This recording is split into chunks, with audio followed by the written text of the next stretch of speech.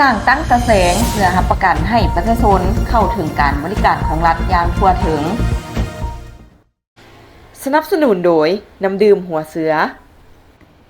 ตาแสงแม่นเขตการปกครองท้องถิ่นขั้นลุ่มสุดที่ขึ้นกับเมืองนครประกอบด้วยหลายบ้าน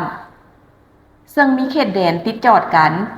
การสร้างตั้งตาแสงแม่นเพื่อรับประกันให้ประชาชนได้เข้าถึงการบริการของรัฐอย่างทั่วถึงสะดวกว่องไวโปร่งใสและยุติธรรมคณะจัดตั้งศูนย์กลางภาคได้ออกคำแนะนำเกี่ยวกับการสร้างตั้งตาแสงฉบับเลขที่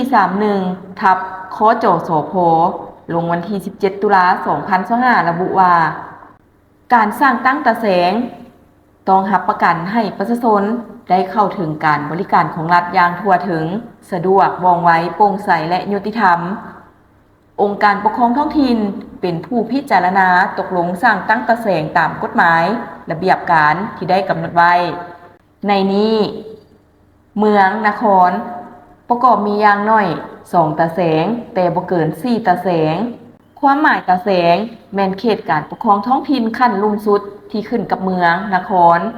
ประกอบด้วยหลายบ้านซึ่งมีเขตแดนติดจอดกันการกำหนดขอบเขตของตาแสงให้อิงใส่ความสะดวกในการเข้าถึงการบริการของรัฐโครงสร้างพื้นฐานสภาพภูมิสันฐานความสะดวกในการเดินทางและอื่นๆฉะนั้นการกำหนดขอบเขตอาจมีความแตกต่างกันบนพื้นฐานสภาพความเป็นจริงของแต่ละท้องถิ่น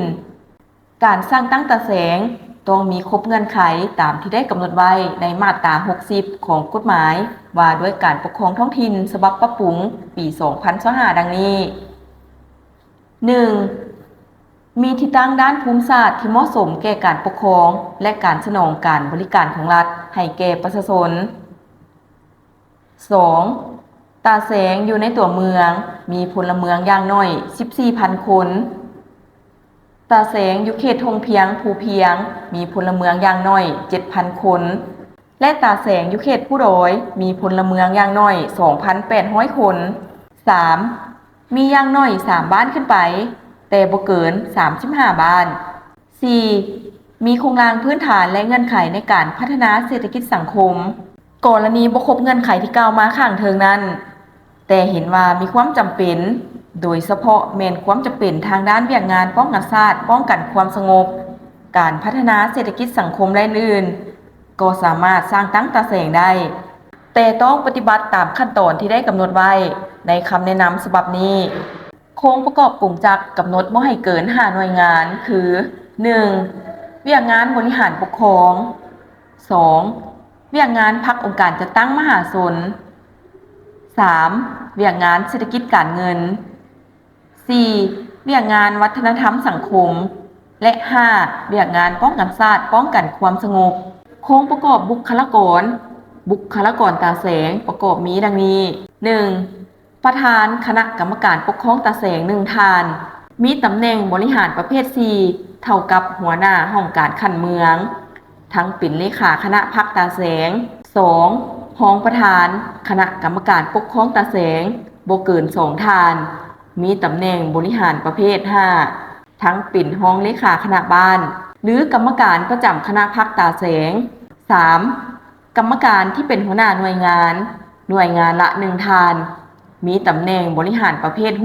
6ทั้งเป็นกรรมการคณะพรรคตาแสง 4. พนักงานช่วยเวียก3หา5ท่านฉะนั้นบุคลากรที่ประกอบอยู่ตาแสงรวมทั้งหมดบ่เกิน13ท่านต่อตาแสงในนั้นให้มีพนักงานรัฐกรที่เป็นประธานรองประธานและคณะกรรมการบ่เกิน8ท่านและพนักงานช่วยเวียกที่บ่แม่นรัฐกรบ่เกิน5ท่านกรณีบ่ครบตามจำนวนที่กล่าวมาข้างเทิงนั้นก็สามารถสร้างตั้งตาแสงได้แต่ต้องมีพนักงานรัฐกรที่เป็นประธานรองประธานและกรรมการอย่างน้อย6ท่านและพนักงานช่วยเวียกบ่ให้ลด3ท่าน